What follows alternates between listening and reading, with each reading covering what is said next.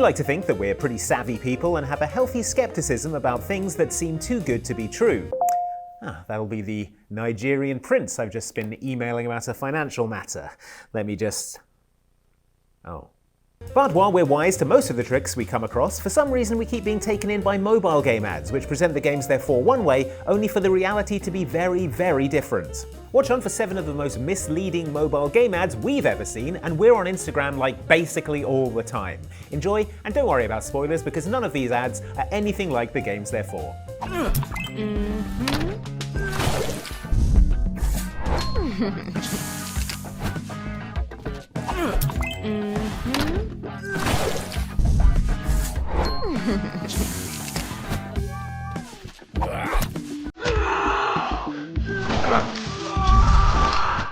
If you've spent time on social media, and honestly, why wouldn't you? Just a great fun time all round, you've probably seen ads for Hero Wars. They follow a pretty specific pattern, featuring a smirking hero named Galahad, a lot of numbers, and some kind of unbelievably specific situation featuring giant women that is almost certainly a fetish for one of the people involved in making it.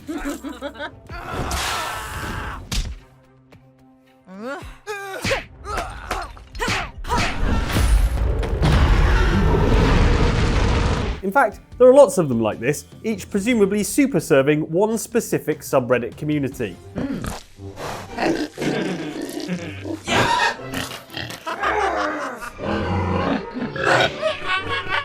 Galahad then tumbles downwards into a dungeon or similarly lowly place, where players must use their knowledge of what numbers are bigger than other numbers to defeat enemies and climb back up to where they started to take their revenge.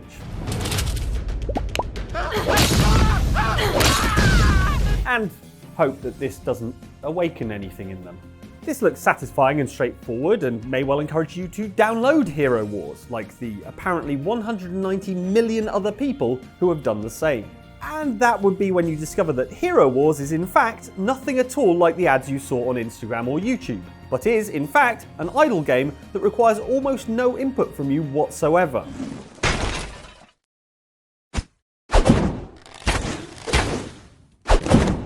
There are interstitial levels that attempt to replicate the gameplay from the trailers, but rather than cool isometric dungeons, they all take place in extremely dull boxes, and all you need to do to win is know if one number is higher than another. Then the game does the rest.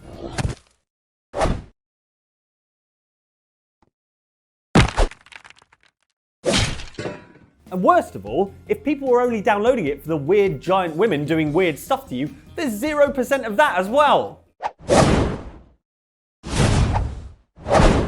Did I say worst of all? I meant best of all. I'm not into it, I swear.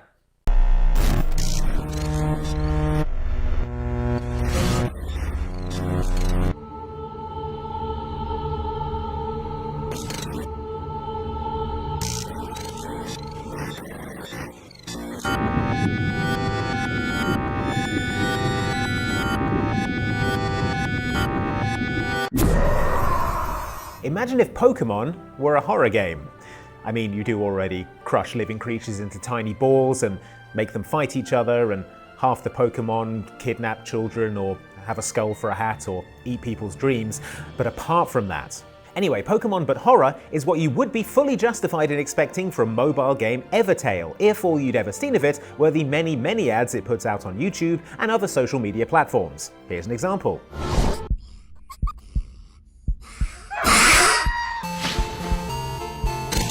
Unsettling. How about another?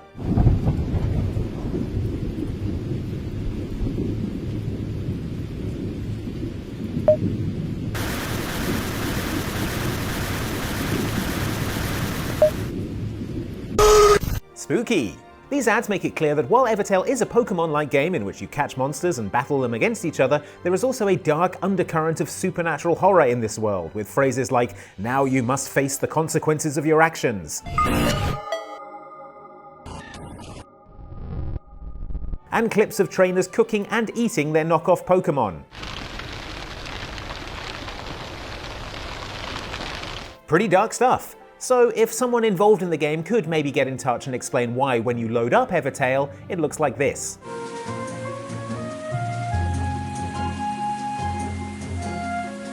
and plays like this.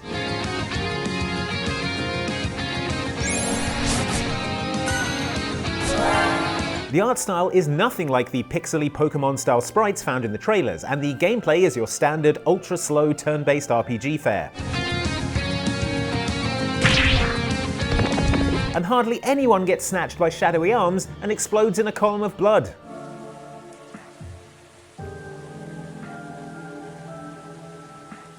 Come on, is one column of blood too much to ask for? Blatant false advertising.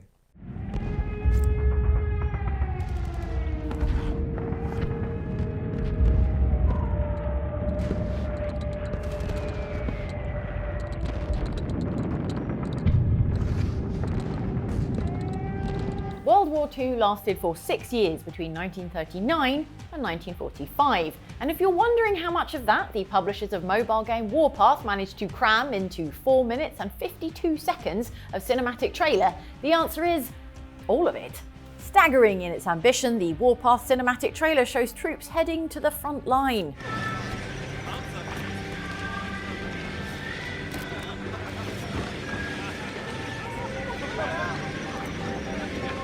The horrors of trench warfare.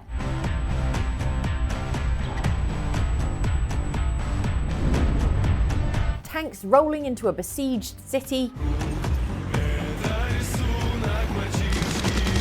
The battle for the skies.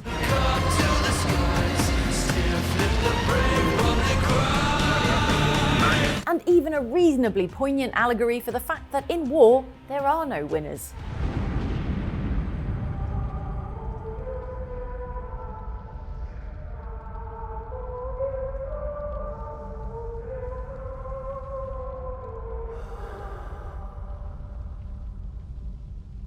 Now, when the trailer looks like a bunch of Steven Spielberg's deleted scenes from Saving Private Ryan, you might reasonably expect that the game itself is also going to look pretty impressive, right?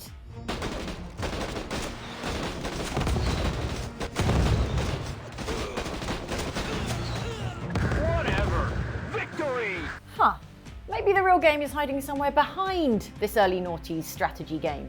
Nope, it turns out for all its trailer's gritty, boots-on-the-ground realism and unexpected emotional impact, you actually play Warpath from the cold detachment of a top-down strategy perspective, where tiny faceless soldiers are sent endlessly into battle.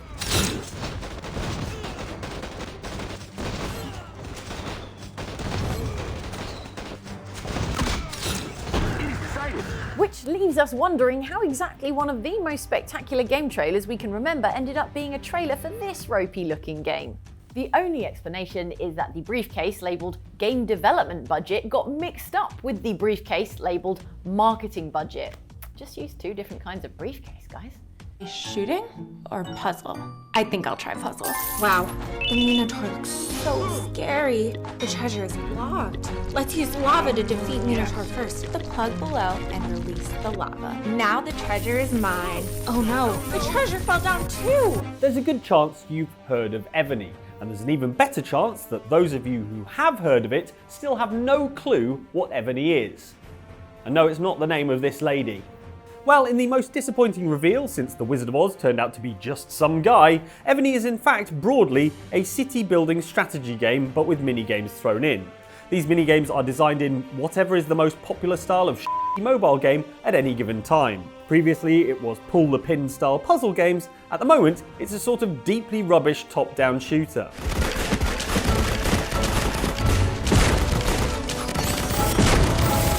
Where did that fantasy soldier get hold of a minigun? Who am I kidding? I don't care. While these minigames, which form the material for most of the adverts, are actually in the game, they are just enough of the game that Ebony doesn't get sued for false advertising. The vast majority is tedious city building with pay-to-win elements that Ebony's publisher is hoping you'll accidentally become addicted to. It doesn't matter if the vast majority of people uninstall the game almost immediately. As long as a few hang around and start spending large amounts of money on microtransactions, Ebony's adverts have done their job. This minority of players are known as whales, named after the large marine animal, not the sound they make when they realise how much they've spent on Ebony. While the current advertising strategy is misleading gameplay, Ebony will always be most famous though for its older adverts featuring increasingly undressed women begging you to come and play, my lord.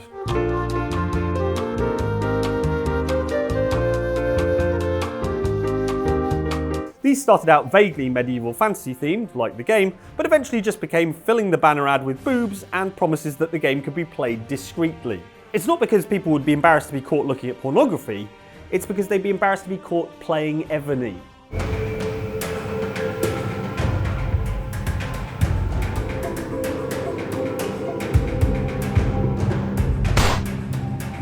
If there's one aspect of society that video games have pretty much thoroughly covered, it's organised crime. Thanks to Grand Theft Auto, Saints Row, Mafia, The Godfather, True Crime, Sleeping Dogs, Yakuza, and countless others, I thought I had a pretty good idea of how things work in the world of the Mafia. And then the ads for mobile game Mafia City came along, and I was forced to reconsider everything I thought I knew. For example, I didn't know that most mob bosses come by their position by a large pile of money falling on them.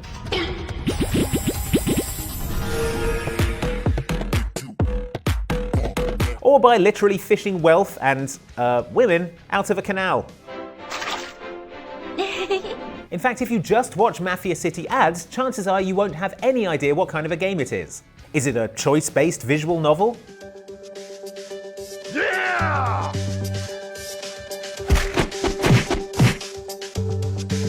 A Civilization-style empire builder? A zombie game?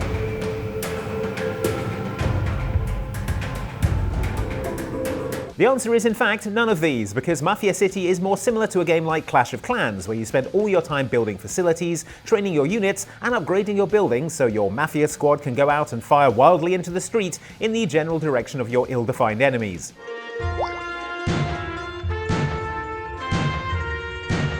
And none of the trailers mention the bits where you play cup and ball with your various female assistants. Wow, boss, you found the diamond. For a chance to change their clothes and wipe off window steam to catch a glimpse of them in their new outfits. Although, I mean, I can see why they didn't mention that. Anyway, your move, GTA 6. Jeremy? Oh, you're Anthony Starr. You're like a superhero. I'm here to save you. Your life is in grave danger. Danger? Why? Is this your high score? Oh, yeah. But why am I in danger? Because you're beating me in Last War Survival. Oh. Oops. Oh, what game over for me? All in a day's work. When you're thinking about likeable, trustworthy actors to appear in your mobile game commercial, there's only one option with enough public goodwill to make it work. I am, of course, talking about Anthony Starr, who plays the insane, egomaniacal, lunatic superhero Homelander on TV show The Boys. I'm the Homelander. I am the Homelander. I'm the Homelander. I'm the Homelander. I'm the Homelander. And I can do whatever the I want. So when someone who I associate with chugging breast milk and murdering people on a whim sends me his gaming Twitch streamer audition reel, you know I'm going to be hyped for whatever it is he's plugging. Okay, here we go. Last war. All right, I'm multiplying, which is great because I need to kill all these little red men, and there's more of me to do it. Shooting the tires out, killing more, scoring points. Yeah, oh! And now there's a lot more of me, which is better to shoot all these tires. It's great. The game is Last War Survival, and try and get your head around this, claims to be a real game based on the fake game you see used to advertise other games, much like the ones we've been talking about in this very video. Which is a great idea. The only problem is, that's not what Last War Survival actually is. In fact, it's another fake game being promoted in another fake ad. It's enough to make your head spin. However, Last War Survival is clever with it, in that the first half hour or so of playing the game does somewhat resemble what you see in the ad. It's a lot slower and less dynamic, but it is broadly the same concept. As the game continues though, you'll find you spend a lot more time building your base, leveling up your buildings and installations, and upgrading your squad members. And that the game part of the game has turned into a tower defense game with slightly different presentation. I can't believe Homelander lied to us. I mean, actually I can. In fact, I probably should have seen this coming.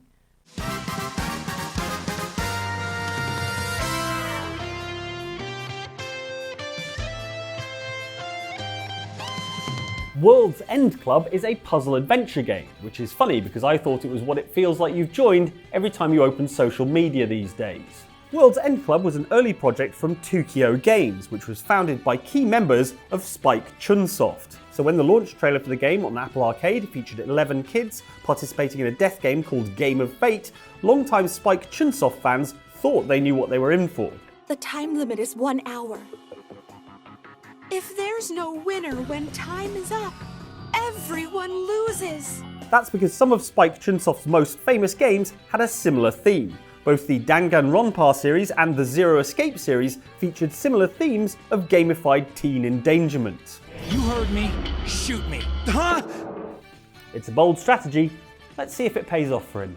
Even if this body is destroyed, my consciousness will be...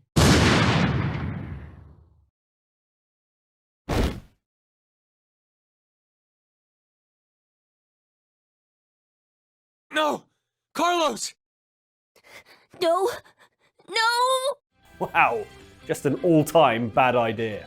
When the Apple Arcade launch trailer for World's End Club landed, fans were expecting the entire game to be based around this twisted death game. What they didn't realise was that this death game segment was really only about 15 to 30 minutes right at the beginning. The vast majority of the game was a puzzle platformer about children travelling 1,200 kilometres to get back to Tokyo.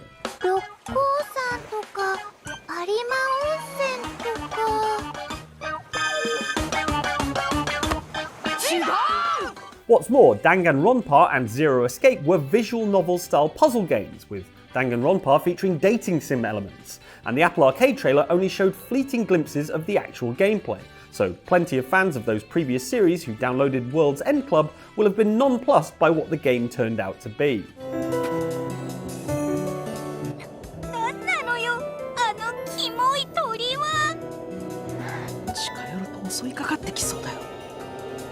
Just as long as their problem with it wasn't not enough child murder, because that's a red flag right there.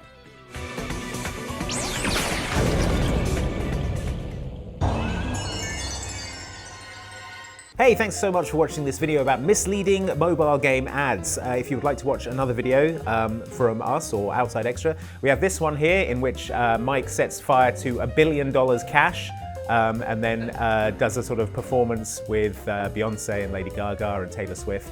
And down here is one in which Ellen ramps a Ferrari into the Grand Canyon. Both of those are exactly what happens in those videos. If you don't believe me, click on them and check it out. Call me a liar. Anyway, check them out.